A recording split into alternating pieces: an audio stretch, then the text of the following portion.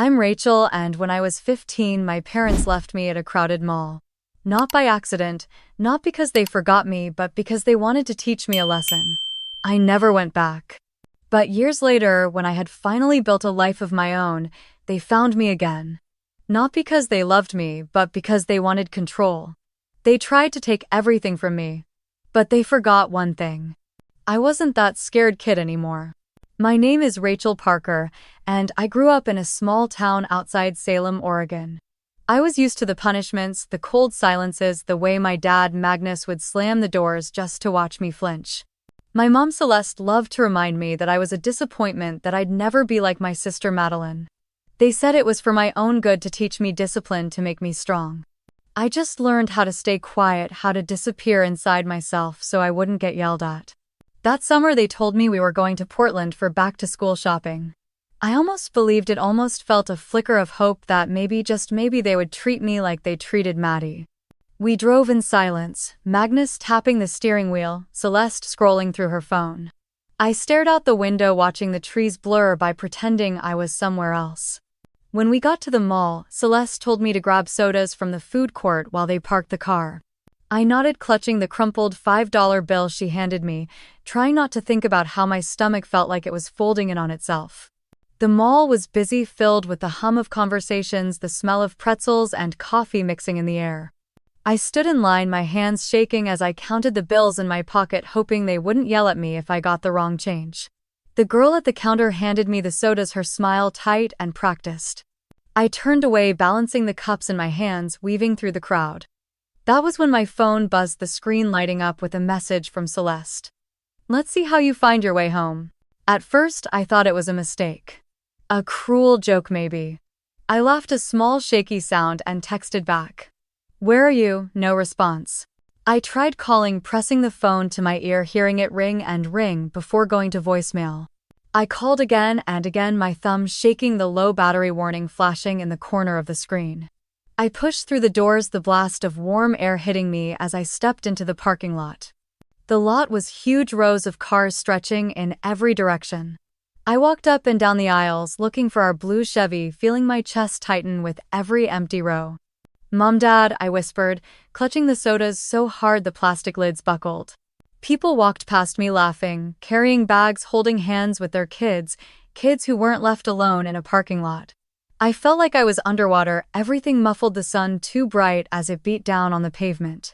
My phone buzzed once more before the screen went black. I stood there, $15 in my pocket, 2 warm sodas in my hands, and a phone that wouldn't turn back on.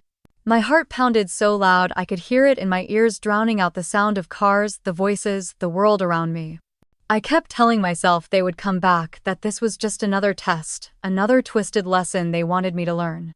Minutes felt like hours as I sat down on the curb, watching the cars pull in and out, families loading bags into trunks, mothers fixing their daughters' hair, fathers lifting toddlers into car seats. The mall felt like a different world, one I didn't belong in, one that wasn't meant for a girl like me. I wrapped my arms around my knees, pressing my forehead against them, trying to keep myself from crying. I wasn't going to give them that satisfaction if they were watching from somewhere, waiting to see me break. I told myself I was strong, that I could figure it out, that I didn't need them. But deep down, sitting there alone with the sun burning the back of my neck, I just wanted them to come back. A car pulled up near me, and for a second I thought it was them. I stood up too fast, my legs shaky, the sodas slipping in my hands. A woman stepped out, holding her toddler, her husband following with a diaper bag. They didn't even glance at me as they walked past, laughing about something I couldn't hear.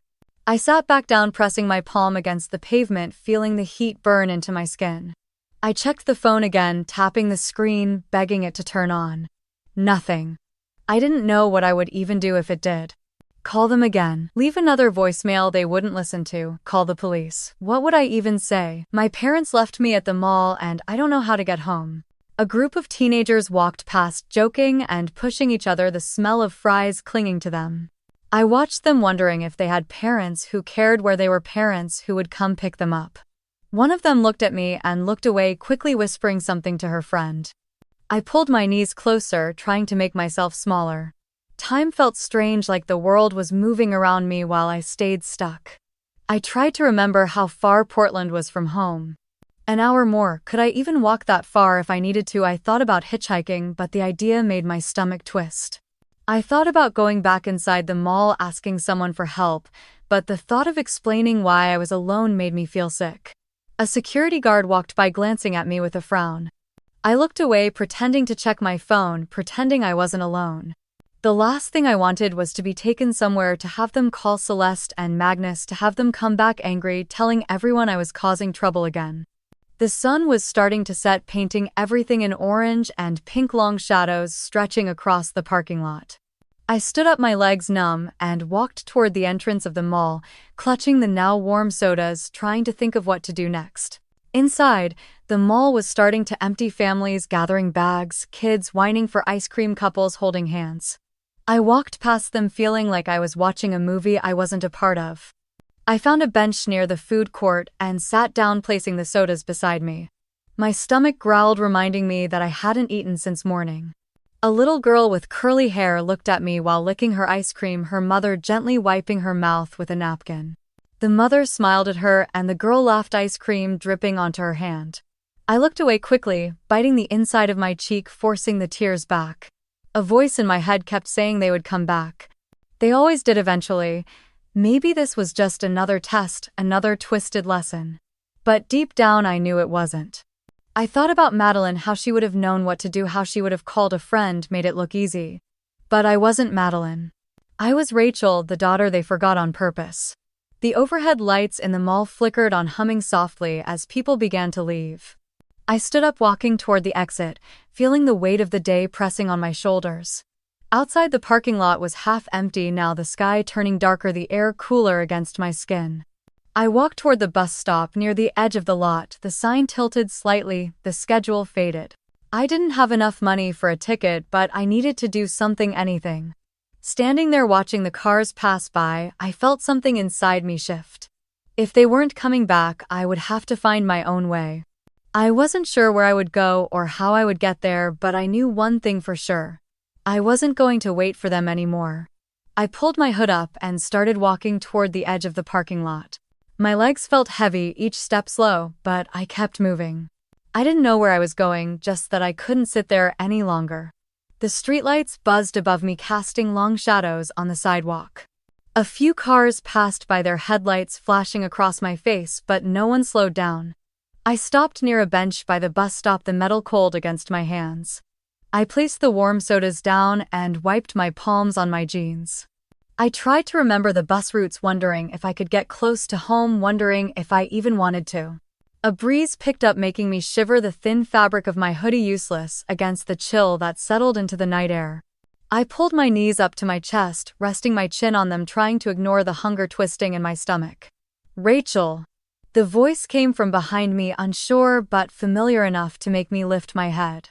I turned, and there he was, Ben Thompson, holding a bag from a bookstore, his brown hair messy like always. He looked at me, confusion and worry on his face. Ben, I said, my voice cracking. What are you doing out here? He asked, stepping closer, glancing around like he was expecting someone else to appear. I didn't know how to answer, so I just looked down at the ground, blinking hard. He stood there for a second, shifting from foot to foot, before sitting down on the bench next to me. Are you okay? He asked quietly. I let out a small, bitter laugh, shaking my head. No, I whispered. They left me. His eyes widened, his mouth opening like he was going to say something, but he stopped, looking at me like he wasn't sure he heard me right. My parents, I said, my voice shaking now. They left me here. They're not coming back. Ben was quiet, his eyes searching my face. I could see the moment it clicked, the way his jaw tightened, the way he looked down at his hands clenched in his lap. Come on, he said, standing up and reaching for my arm. I pulled back a little, confused. Where my mom's here, he said. We're not leaving you here. I stood up slowly, my legs stiff, and followed him across the parking lot. I saw Susan standing by a car, the back door open, a small lamp inside giving off a warm glow. She was looking down at her phone, but when she saw me, her face changed, softening. Rachel, she asked, stepping forward. I tried to speak, but nothing came out. My throat felt tight, my eyes burning. I nodded, biting down on my lip to keep from crying. She says her parents left her here, Ben said, his voice low. Susan looked at me, her eyes wide, and then she glanced at Ben, back to me, and took a deep breath. Get in the car, honey, she said, her voice gentle but firm. Let's get you warm. I climbed into the back seat, sitting on the edge, unsure if I was allowed to lean back. The warmth of the car wrapped around me, the scent of coffee and cinnamon lingering in the air. Susan got in the front seat, turning to look at me. Are you hungry? She asked. I nodded, wiping at my eyes with the sleeve of my hoodie. We'll get you something to eat at home, she said, giving me a small smile.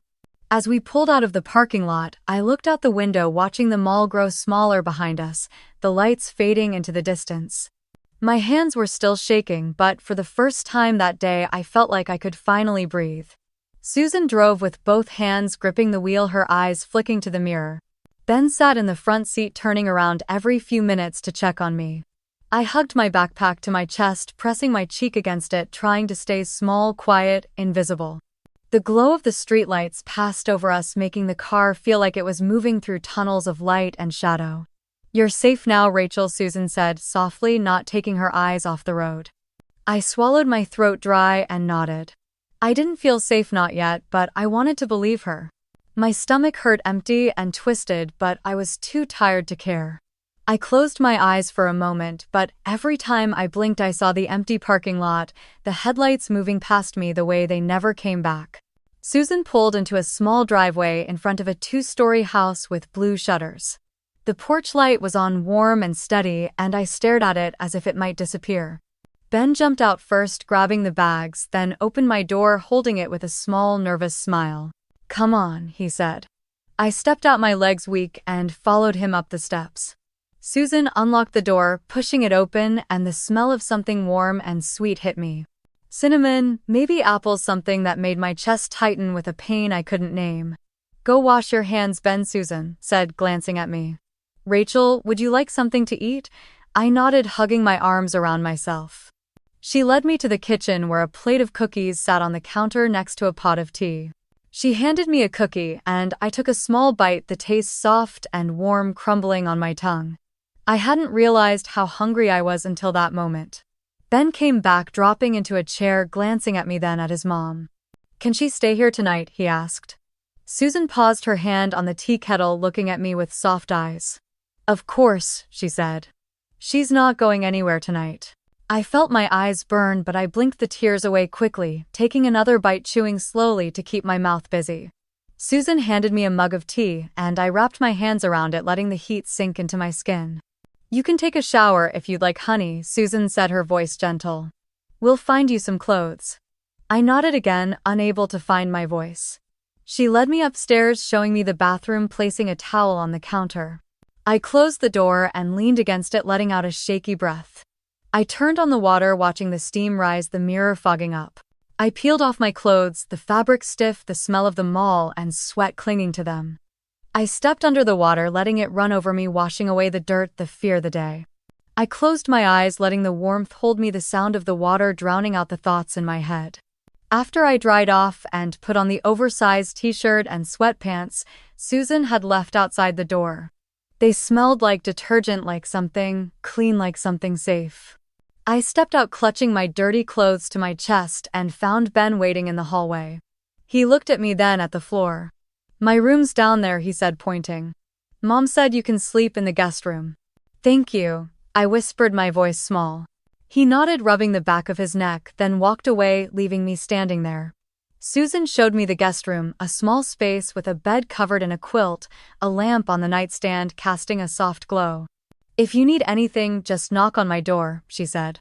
I nodded, stepping inside, placing my clothes on a chair. I sat on the edge of the bed, running my hand over the quilt, the softness unfamiliar under my fingertips. I turned off the lamp, leaving only the glow from the hallway lighting the room. I lay down, pulling the blanket over me, staring at the ceiling. The house was quiet, the kind of quiet that felt calm, not heavy and sharp like it did at home. My eyes grew heavy, the warmth of the bed pulling me under. Just before sleep took me, I heard Ben's voice, low and serious, drifting from the hallway. Mom, I don't want her to go back there. And for the first time in a long time, I felt a small spark of hope that maybe, just maybe, I wouldn't have to. That morning, I woke to the soft hum of voices downstairs, the smell of coffee drifting up the hallway. For a moment, wrapped in the warmth of the quilt, I almost forgot where I was. I almost believed I was in a home that was mine with people who loved me. But then I heard my name low and worried, and the fear crept back in. I slipped out of bed, pulling the borrowed sweatpants tighter around my waist, and padded down the hallway. Susan stood in the kitchen, phone in her hand, her lips pressed into a thin line. Ben sat at the table, cereal untouched, his fingers drumming against the wood. They both looked up when they saw me. I froze, heart pounding, searching their faces for anger, for disappointment, for the cold look I knew too well. But Susan's eyes were only sad. "Rachel, honey, come sit down," she said softly. I moved slowly, pulling out the chair across from Ben. He gave me a small, tight smile, but his eyes were worried, darting to his mom and back to me. Susan took a deep breath, setting the phone down in front of me. The screen was filled with comments, likes, hearts floating across a video that was still playing. I didn't want to look, but I couldn't stop my eyes from moving to the image. Celeste's face filled the screen, tears streaking down her cheeks, hair pulled back like she hadn't slept in days. She clutched a tissue in her hand, voice trembling as she spoke. "Our daughter is missing," she said, looking into the camera with wet, pleading eyes. "She's only 15. We're terrified for her. If anyone knows where she is, please, please tell us. We just want our baby home." Magnus stood behind her, his hand on her shoulder, nodding solemnly. "She's just a child," he said, his voice rough with fake emotion. "She doesn't know what's best for her. We're begging anyone out there to help us bring our daughter back." Below the video, there were pictures of me. One from a birthday when I was 10, my face lit up by candles, smiling at the camera. Another of me in a school play, dressed as a tree, my face painted green, grinning shyly. The caption above the photos read, "We miss our little girl. Please help us find her." I felt the world tilt, my stomach tightening into a hard knot. I tried to speak, but the words stuck in my throat. My hands shook as I scrolled, reading the comments. "She's so ungrateful. I can't believe a child would do this. Poor parents, they must be so worried. They don't deserve this." Tears blurred my vision, the words smearing together, sharp and cruel. I handed the phone back to Susan with trembling hands, pulling my knees up onto the chair, wrapping my arms around them. "They're lying," I managed to whisper, my voice cracking. They left me there." "I know, sweetheart," Susan said, her hand covering mine, warm and steady. "We know the truth." Ben's fists were clenched on the table, his jaw tight.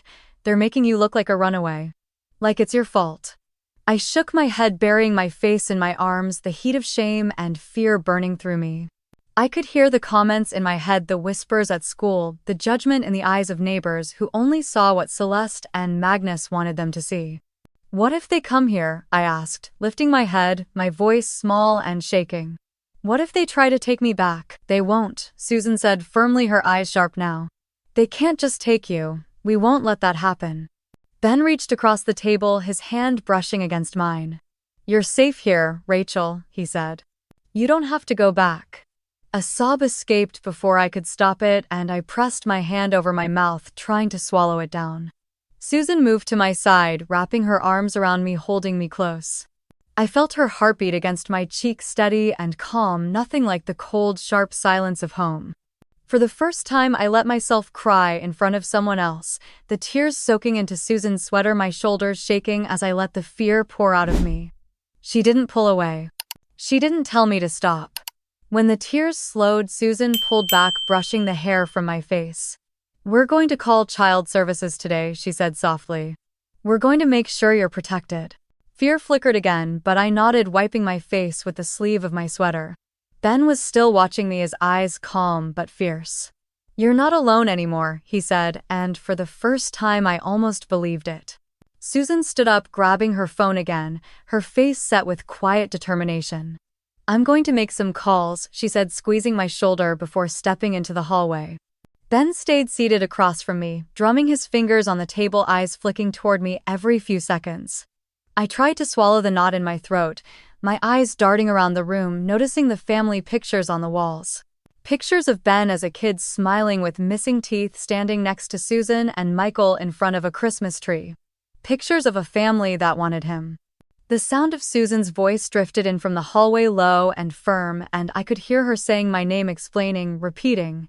She was left there. She has nowhere else. I closed my eyes, trying to block out the fear crawling back and reminding me that even if I was safe for now, they were still out there. Magnus. Celeste. The way Magnus would slam the doors so hard the windows rattled, the way Celeste's smile would tighten when she was about to say something that would cut deeper than any slap. Ben's chair scraped against the floor as he stood, pulling me out of the memory. "Come on," he said, jerking his head toward the back door. "Let's get some air." I followed him out to the small backyard, the cold morning air hitting my skin, making me shiver. Ben sat down on the back steps, and I sat next to him, pulling my knees to my chest, the borrowed sweatpants brushing against the wooden steps. "I know it's scary," Ben said after a moment, staring out at the fence. "But my mom's not going to let them take you. They're going to make everyone think it's my fault," I whispered. Ben glanced at me, his eyes sharp. "Anyone who believes them doesn't know you." I didn't answer, staring at the frost on the grass, the way it sparkled in the early sunlight. A bird landed on the fence, chirping once before flying off, and for a moment the world felt quiet, almost normal. Susan came out holding her phone, her face pale but calm. "Child services will come by this afternoon," she said. "They'll talk to you, Rachel, but I'll be here. We'll figure this out." I nodded, fear curling in my stomach, but I forced myself to take a deep breath. Later that day, Ben and I sat on the couch, the television on, but neither of us watching. Susan's phone buzzed, and she glanced at it, her expression freezing for a split second before she let out a breath. "What is it?" Ben asked, sitting up straighter. Susan turned the phone so we could see. "A post on Facebook with my face, the picture of me when I was 10, smiling with cake on my cheeks. Above it in bold letters, 'Our daughter is missing. Please help us find her.' There were hundreds of comments. 'Praying for you. She'll come home.' Such an ungrateful child." My hands started to shake as I scrolled through, seeing names I recognized. Neighbors. Parents from school. Even one of my teachers commenting, "Stay strong, she'll come back." "They're making me look like I ran away," I said, my voice small. Ben leaned forward, anger flashing in his eyes. "They're lying. Everyone's going to see it eventually." Susan sat down next to me, pulling me into a side hug. "It doesn't matter what they say, Rachel. We know the truth." I wanted to believe her, but the words on the screen felt like they were pressing down on me, making it hard to breathe. That night, as I lay in the guest bed, I heard Ben's voice in the hallway again, low and angry. "Mom, they're tagging my photos. They're commenting on my page. They're saying we kidnapped her." Susan's voice was calm but tight. "I'll handle it." I rolled over, pulling the blanket tighter around me, staring at the shadows on the wall. I thought of the way Celeste would look at me when I tried to speak, the way Magnus would laugh when I cried. I thought of the empty parking lot, the cold concrete under my shoes, the way they never looked back. The fear was there, but under it something else was growing. A small spark of anger, burning steady and quiet.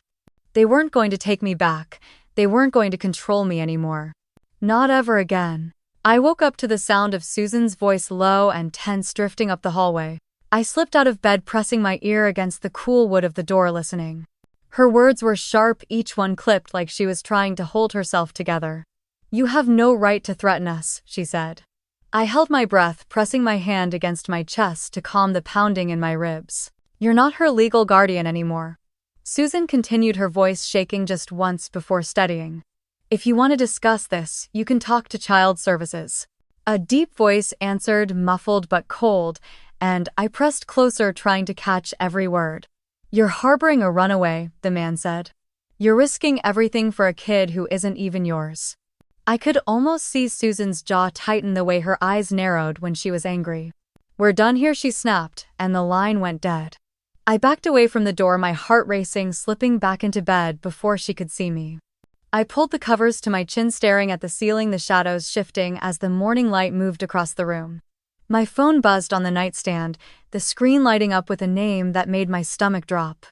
Madeline. I hesitated, then swiped it open, reading her message. "Em về đi, đừng làm khó mọi người nữa." My throat closed, heat burning behind my eyes. I typed back quickly, my fingers trembling. "Did you give them my address?" The typing bubble popped up, then disappeared. then popped up again before her reply came. Your family, Rachel. You belong home. Home. I almost laughed, but it came out as a choked breath, tears slipping down my temples onto the pillow. I sat up, pulling my knees to my chest, staring at the message. Madeline had always been the perfect daughter, the one who never spoke back, who smiled when Celeste told her to, who hugged Magnus even when his breath smelled like whiskey. I used to watch her, and wish I could be like her, wish I could make them love me like they loved her. Now she was telling me to go back, to give up the small piece of freedom I had found, to crawl back into that house and pretend everything was fine. My phone buzzed again, another message from her. You're making things worse for all of us.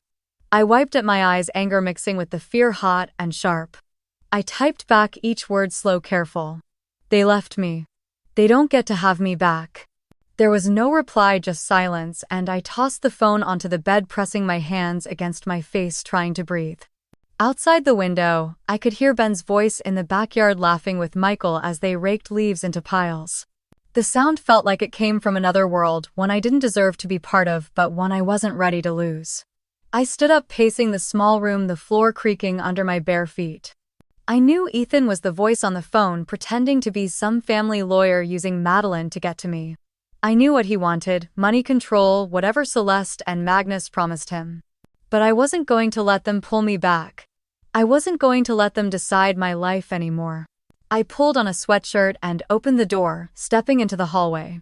Susan was in the kitchen, her hands wrapped around a mug of coffee, her eyes staring at nothing. She looked up when she saw me, trying to force a small smile that didn't reach her eyes. Morning, honey, she said, her voice tired. I nodded, walking to the table and sitting down across from her. The air felt heavy, the silence thick, pressing down on both of us.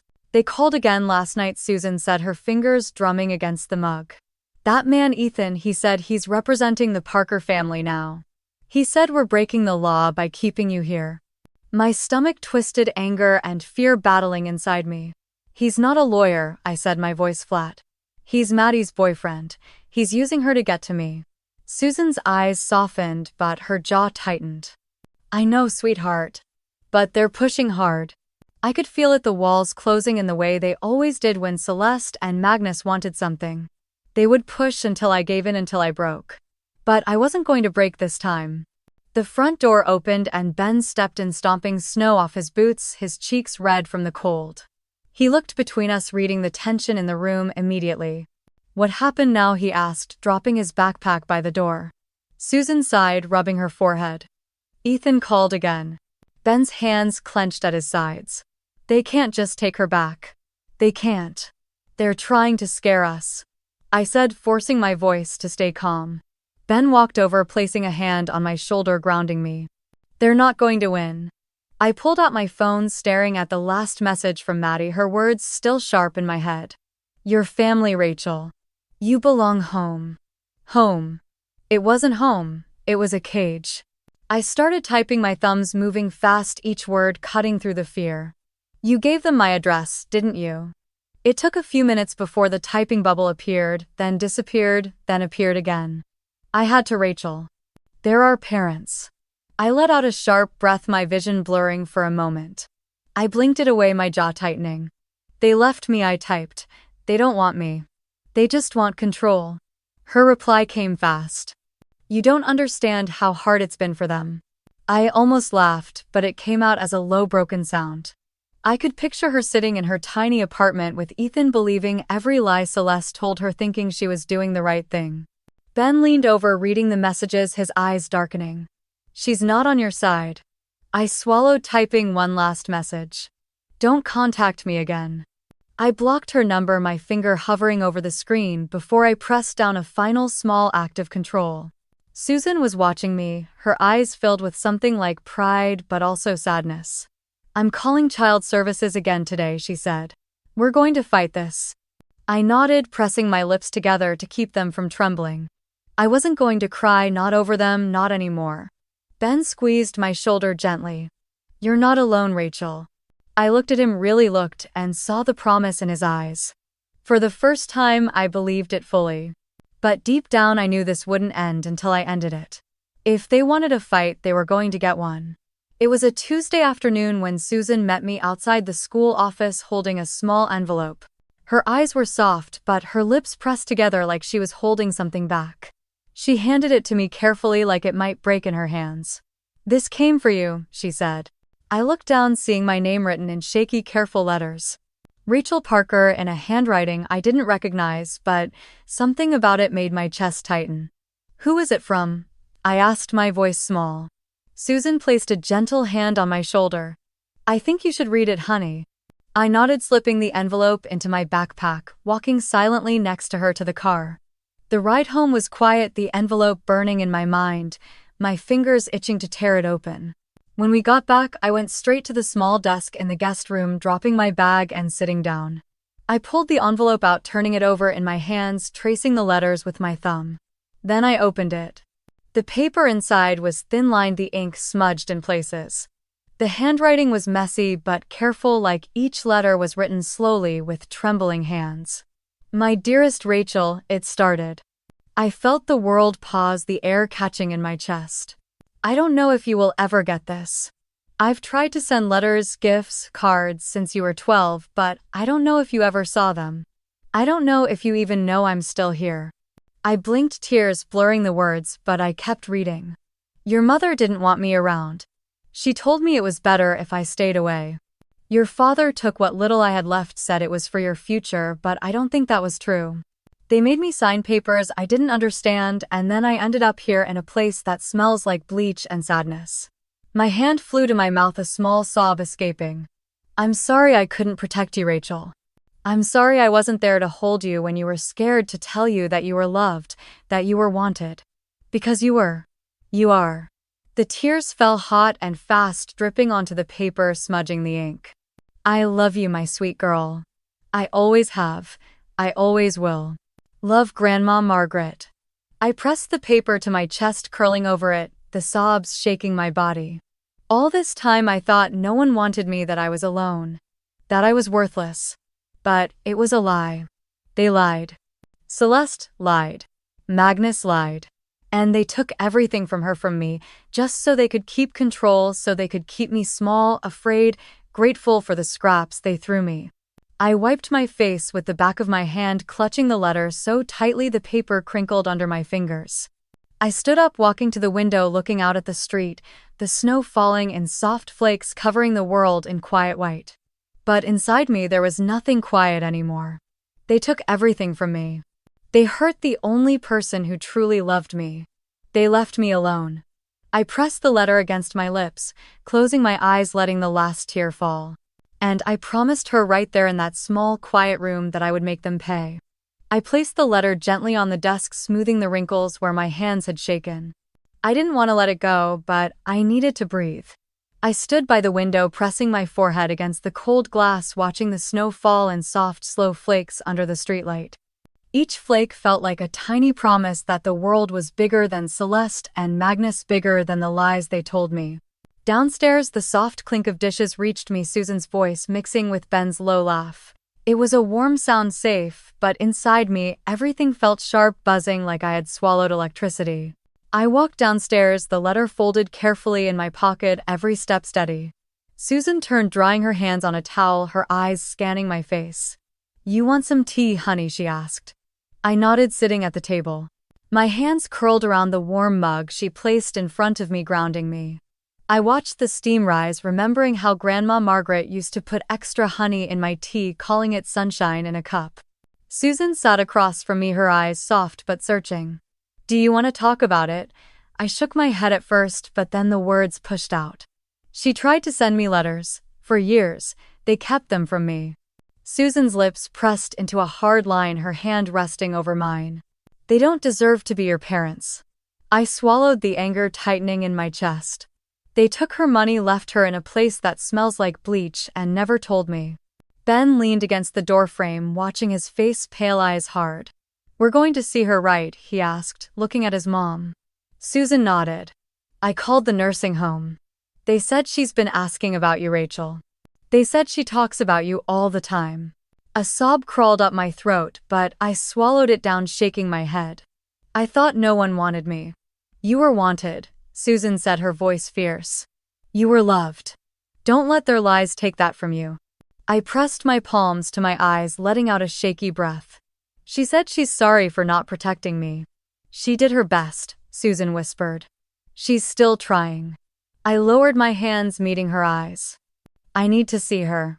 You will, she promised. Ben walked over, pulling out the chair next to me, dropping into it. We'll go this weekend. I nodded, gripping the cup tighter, letting the warmth soak into my cold hands. That night, I couldn't sleep. I lay in bed, the letter under my pillow, the words running through my head like a quiet chant. You are loved. You are wanted. I turned on my side, staring at the moonlight spilling across the floor, remembering every time Celeste called me ungrateful, every time Magnus slammed the door in my face, every cold dinner where no one spoke to me. They made me believe I was nothing. But Grandma Margaret never stopped believing in me. And now I had a piece of her love, proof that their lies were just that, lies. Proof that I wasn't worthless. That I wasn't alone. In the darkness, I let my promise take shape. I would see her. I would tell her she wasn't alone either. And then I would make sure Celeste and Magnus could never hurt us again. Ben and I stood side by side, caps in hand, as the Stanford bells rang out. The crowd around us buzzed with laughter, cheers, and camera shutters, but for a moment all I heard was my heartbeat, steady and calm. I looked down at the diploma in my hands, the seal catching the afternoon sun, proof that I had made it. Ben reached over, his fingers brushing mine before he laced them together. We did it, he whispered, a smile tugging at the corner of his mouth. I nodded, swallowing the lump in my throat. Yeah, we did. We walked down the steps, our robes brushing against each other, the crowd parting around us as families hugged and posed for photos. I watched them, remembering the empty chairs at my high school graduation, how Celeste and Magnus never showed up, how I told everyone I didn't care. Now I didn't have to pretend. Susan and Michael stood waiting, their faces bright with pride. Susan's eyes glassy as she pulled me into a hug. You've made it so far, Rachel, she whispered against my hair. I hugged her back, closing my eyes for a moment, letting myself feel it, letting myself be held without fear. Michael clapped Ben on the back, pride in his eyes. Ready to take on the world, son? Ben grinned, glancing at me. We're ready. Later, as we packed up the last of our boxes in our tiny apartment, I pulled out the folder from the bottom drawer of my desk. Inside were papers, screenshots, copies of old emails, bank records, hospital reports. Evidence. 7 years of gathering every piece of proof, every lie they told, every debt Magnus forced Grandma Margaret to sign, every time Celeste told the world I was ungrateful. The screenshots of Ethan pretending to be a family lawyer, threatening Susan, and Michael demanding money to drop charges. Ben closed the last box and turned to me, his smile fading as he saw what I was holding. He walked over, sitting next to me on the floor, taking the folder from my hands, flipping through it carefully. You've been ready for this for a long time, he said. I nodded, the old fear trying to creep in, but I pushed it back. I needed to be sure. We have David now, Ben reminded me. And you have me. I looked at him, really looked, seeing the boy who found me on that cold night by the mall, who handed me a soda and told me I wasn't alone, who stood by me every day since. I took a deep breath, letting it out slowly. It's time. That afternoon we drove to David's office in downtown Seattle, the clouds hanging low over the city, the rain tapping softly against the windshield. Ben parked the car, glancing at me. You sure you're ready? He asked. I nodded, gripping the folder in my lap. I'm ready. Inside, David's office smelled like coffee and old paper, the hum of the city muffled by the thick windows. David looked up from his desk, his kind eyes serious as he gestured for us to sit. You've done the work, Rachel, he said, flipping through the folder. We have enough to move forward. I watched his fingers move across the documents, the photos of Grandma Margaret's signature shaky, and forced the statements from the nursing home about how the payment stopped, the screenshots of Celeste's live stream calling me ungrateful. The phone logs from Ethan's threats. They don't get to win, I said quietly. David looked up, nodding. No, they don't. Ben reached over, taking my hand, squeezing it once, grounding me. I met David's eyes, my voice clear. File the case. David's lips curved into a small smile. It would be my honor. David stood, shaking Ben's hand, then mine, his grip firm, steady. I'll draft everything tonight, he said, gathering the papers into a neat stack. Tomorrow we file. I nodded, pressing my palm against the folder, feeling its weight, the years of fear and anger it carried. As we stepped out into the Seattle drizzle, Ben opened the umbrella, holding it over us, while we walked toward the car. The city lights reflected on the wet pavement, painting the streets with streaks of red and gold. We didn't speak for a while, the soft patter of rain on the windshield filling the silence. Ben kept glancing at me, his hand resting near mine on the console, close enough that I could feel his warmth. "You okay?" he asked finally. I turned to him, letting out a breath I didn't realize I was holding. "Yeah. Just. It's finally happening." Ben's lips twitched into a small smile. "It's been a long time coming." I nodded, looking out the window, watching the lights blur past. They don't get to hide anymore. Back at our small apartment, I placed the folder carefully on the kitchen table, the lamp above casting a soft glow on the documents. Ben locked the door, setting his keys down, then came to stand beside me. "You did this," he said quietly. "You survived them. Now you're going to beat them." I felt my throat tighten, but I pushed the tears back, swallowing them down. "We did this," I corrected, looking up at him. His hand found mine, his thumb brushing over my knuckles, grounding me the way he always did. "We did."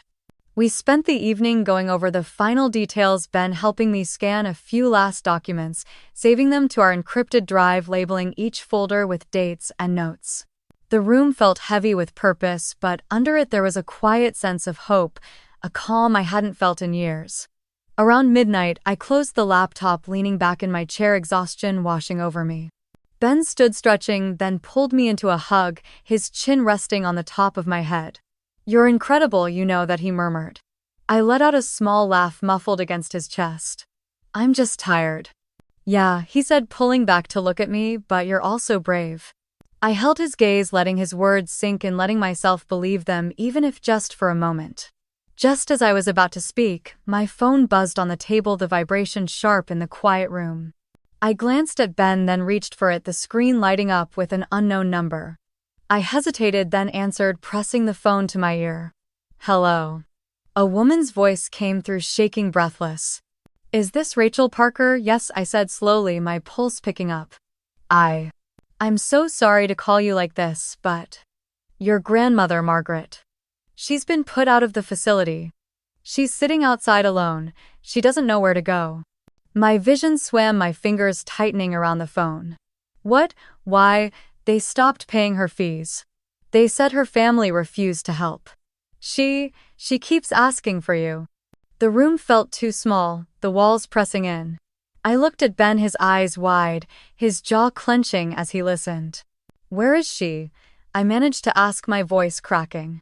The woman gave me the address, her voice gentle, apologetic. I ended the call, my hand trembling as I lowered the phone, looking at Ben. "She's outside," I whispered. "They left her. Again."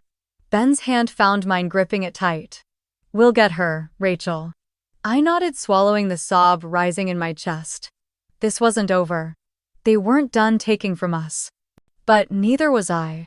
Ben drove the streets of Seattle, wet and glinting under the streetlights, as we pulled into the small park. I saw her before we stopped, sitting on a bench near the edge of the path, a thin sweater pulled tight around her shoulders. Her hair was thinner, whiter than I remembered, her small frame shaking in the cold. I stepped out before the car had fully stopped, my boots splashing in a puddle as I ran toward her. "Grandma," I called, my voice breaking. Her head jerked up, her red-rimmed eyes scanning until they landed on me. They softened, filling with tears, and her lips trembled. "Rachel," she whispered. I dropped to my knees in front of her, taking her cold, frail hands into mine. "I'm here," I said, my voice steady even as tears rolled down my cheeks. "I've got you now." She reached up, brushing a tear from my cheek with trembling fingers. "I knew you'd come," she whispered. I helped her to her feet, wrapping my arm around her as Ben appeared with a blanket, draping it around her shoulders. She leaned into me, her small frame light, but her presence grounding me in a way nothing else could. We drove back in silence, her hand in mine the whole way, her thumb brushing back and forth like she was reassuring herself that I was real. At the apartment, Susan had already prepared a warm meal, the smell of soup filling the space. Grandma Margaret sat at the small table, her eyes scanning the photos on the wall, the plants on the windowsill, The small touches that made this place feel like home. "Thank you," she whispered to Susan, her eyes shining. "Your family," Susan said softly, her hand resting on Grandma's shoulder.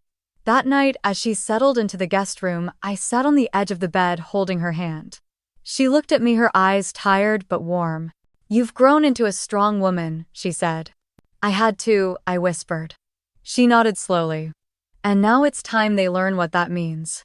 The next morning we stood outside the courthouse, the gray clouds heavy above, a cold wind brushing against my face. Ben stood beside me, his hand resting on the small of my back, grounding me. David met us at the steps, his briefcase in hand, his eyes calm and focused. "Are you ready?" he asked. I looked at him, then at Ben, then back at the courthouse doors. "Yes," I said. "I'm ready."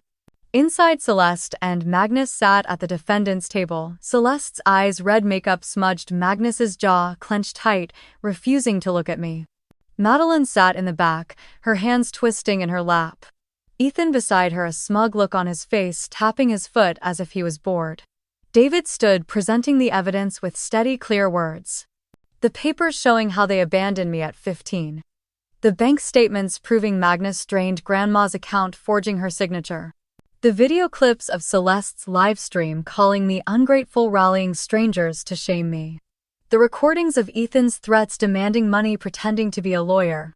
As the evidence piled up, the smugness on Ethan's face faltered, Madeline's eyes widening, tears spilling as she turned to him, whispering, "Is it true?" Ethan tried to stand, but officers stepped forward, placing him in handcuffs. The clink of metal echoed in the silent room, Madeline letting out a soft sob as Ethan was led away. Celeste's eyes found mine, wide and desperate, her lips trembling. "Rachel, we just wanted you home," she whispered. I stood, stepping forward, meeting her gaze, my voice calm. "This is the lesson you needed to learn." She opened her mouth to speak, but nothing came out. Magnus stared at the table, his shoulders slumped for the first time in my life, and I felt nothing but clarity. The judge's gavel struck the wood, the sound sharp in the quiet courtroom. David gathered the last of the papers, sliding them into his briefcase, nodding once at me, calm and certain. I stood, my legs steady, my hands no longer shaking. Across the room, Madeline pressed a hand to her mouth, tears streaking her makeup as she watched Ethan being led away in handcuffs, his face pale, eyes darting around for a way out. He tried to pull away, shouting, "This is a mistake, you can't do this." The officers tightened their grip, leading him out as the heavy door closed behind them with a final echoing thud. Madeline turned to me, her eyes red, pleading. "Rachel, I didn't know. I didn't know he." I met her gaze, my voice steady. "You chose not to know." She flinched, taking a step back, her shoulders crumpling under the weight of the truth she could no longer ignore.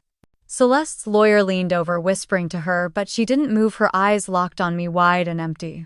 "We just wanted you to come home," she whispered again, softer this time, like she was trying to convince herself.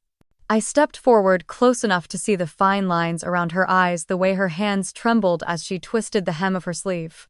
"Home isn't a place you get to demand," I said, my voice calm. "Home is where you're safe. You made sure I never had that." Magnus didn't look up, his hands clenched on the table, his shoulders hunched like he was trying to disappear. For once, there was no rage, no barked orders, just silence, heavy and small. The judge's voice broke through, clear and final, sentencing Magnus and Celeste to restitution, probation, and mandatory counseling for elder abuse, adding community service for their role in the financial exploitation of Grandma Margaret. Their lawyer tried to argue, but the judge cut him off, reminding the court of the evidence, the signatures Magnus forced, the payments stopped, the live streams Celeste posted. I stood listening, each word from the judge like a stone placed back where something had been hollow in my chest for so long. Each sentence was a piece of my childhood reclaimed. As the bailiff called for the courtroom to clear, I turned, finding Grandma Margaret seated quietly in the back, Susan beside her holding her hand. Grandma's eyes glistened, but she smiled, small and proud. I walked to her, kneeling down, taking her hand in mine. "It's over, Grandma," I whispered. Her hand, frail and warm, closed around mine, her thumb brushing over my skin. "You did it, my girl," she whispered back. "You brought the truth to light." I stood, helping her to her feet, Susan steadying her other side. Ben was waiting at the doors, his eyes on me, a quiet pride in his gaze. We stepped out of the courthouse, the cold Seattle air brushing against my face, the wind carrying the scent of rain and salt from the bay. I closed my eyes, breathing it in, letting the noise of the city wrap around me. For the first time, there was no weight pressing on my shoulders, no fear clawing at my throat. I stepped forward, the wind lifting strands of my hair, the city alive around me. And for the first time, I was truly free. I woke up to the soft light of dawn spilling across the ceiling. For a moment, I lay still, listening, waiting for the sound of footsteps in the hall, the creak of the floor, the sharp knock on the door that used to send fear through me. But there was nothing. Just the quiet hum of the city waking up, the distant sound of seagulls over the bay, the soft rustle of Ben breathing next to me. I turned my head, watching him sleep, his hair messy, his face relaxed in a way that made something warm bloom in my chest. Carefully, I slipped out of bed, pulling on a sweater, padding barefoot to the kitchen. Grandma Margaret was already awake, sitting at the small table by the window, a cup of tea in her hands, steam curling into the morning air. "Morning, Grandma," I said softly. She looked up, her eyes crinkling, her smile warm. "Morning, my girl." I poured myself a cup, sitting across from her, letting the quiet wrap around us. The light caught her silver hair, and for a moment I just let myself watch her, memorizing every line, every freckle, every piece of her that I almost lost. "You look peaceful," she said, her voice soft. I nodded, taking a sip of the tea, letting it warm me from the inside out. "I think I finally am." She reached across the table, her hand covering mine, her skin warm and thin but strong. "You made it, Rachel." I swallowed, blinking back the tears that burned at the edges of my eyes. "We made it." Ben appeared in the doorway, rubbing sleep from his eyes, smiling when he saw us. He leaned down, pressing a kiss to the top of my head before stealing a sip of my tea. "Hey," I protested, a small laugh breaking free. He grinned, settling into the chair next to me. "You two are up early." "Couldn't sleep," I said, shrugging. "I could," Grandma said, a twinkle in her eye. "First time in years." We all laughed, the sound soft, filling the kitchen in a way that made it feel like home. Later that morning, I stood on the balcony, a blanket wrapped around my shoulders, looking out over the Seattle skyline. The sun was rising, painting the buildings in soft gold, the bay sparkling in the light. I thought about everything it took to get here. About the mall where they left me. About the years of fear, of loneliness, of wondering if I was worth loving. About finding Ben, finding Susan, and Michael, finding my way back to Grandma. About standing in that courtroom, looking Celeste in the eye, and refusing to be afraid. About the promise I made to that scared, lonely girl sitting on the curb with a dead phone and empty pockets. I kept that promise. I saved her. And now, standing here, the city alive around me, the air cool and clean, I let myself breathe. Really breathe. Because I wasn't that girl anymore. I wasn't the child they left behind. I wasn't the secret they tried to bury. I was free. And I was home. Ben stepped out onto the balcony, 2 mugs of coffee in hand, the steam curling in the morning chill. He handed me one, his hand brushing mine, warm and steady. I took a sip, letting the heat settle into me as I leaned against him, feeling his arm slip around my waist. Thinking he asked quietly. I nodded, watching the sun rise over the Seattle skyline, the light catching on the glass buildings, painting them gold. About how far we've come. He pressed a kiss to the side of my head. We did it. I turned to look at him, seeing the boy who found me, the man who stood beside me in court, the partner who built a life with me. "Yeah," I whispered. "We really did." Inside, Grandma Margaret sat at the kitchen table, a soft blanket around her shoulders, her hair tied back in a loose bun. She was humming softly as she flipped through an old photo album, her fingers pausing on a picture of me at 10 years old, my smile wide and gap-toothed. I walked over, sitting beside her, letting my head rest on her shoulder. She turned, pressing a kiss to my hair. "You were always brave," she whispered. I closed my eyes, letting the warmth of her words sink in. "I learned it from you." She chuckled softly, the sound filling the room like sunlight. "And look where you are now." I looked around, taking in the small apartment, the plants on the windowsill, the photos of our team at the company we built, the shelves lined with books, the warmth that filled every corner. It wasn't a mansion, but it was ours. It was safe. It was home. Ben sat across from us, scrolling through the company's reports on his laptop, looking up to smile at me every few minutes. Our startup had grown faster than we expected, and clients trusted us, respected us. We built it on honesty, on hard work, on the promise that we would never become like them. Magnus and Celeste lost everything in court. Their reputation, their money, their lies exposed. They tried to smear my name again, but no one listened this time. No one believed them. Ethan was still in prison serving time for fraud and attempted extortion, his smirk wiped from his face when the verdict was read. Madeline had shown up to one of the hearings, standing at the back, tears on her cheeks as she signed the papers to end it with him. She moved to a small town, started over, sent me a letter once, apologizing for not seeing the truth sooner. I forgave her, but I didn't let her back in. Some things could heal, but some things needed distance to stay whole. That night, I stood on the balcony again, the lights of Seattle glittering below, the cold air sharp and clean.